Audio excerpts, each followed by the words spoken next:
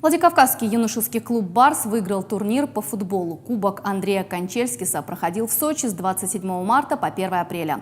Все участники остинской команды 2006-2007 годов рождения. Первую игру наши футболисты провели с ребятами из команды «Зорька». Победили со счетом 2-1. Вторую сыграли в ничью со спортсменами из Долгопрудного. Теперь наша команда планирует принять участие в международном турнире в Грузии.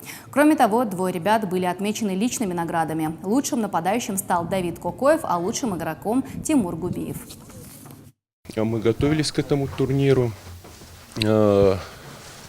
около месяца. И матчи были, я вам скажу, то есть команды были достойны друг друга, хорошие команды, подготовленные команды, обученные команды были.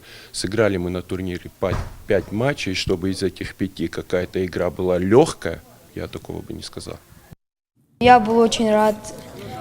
И каждый в нашей команде заслужил эту награду.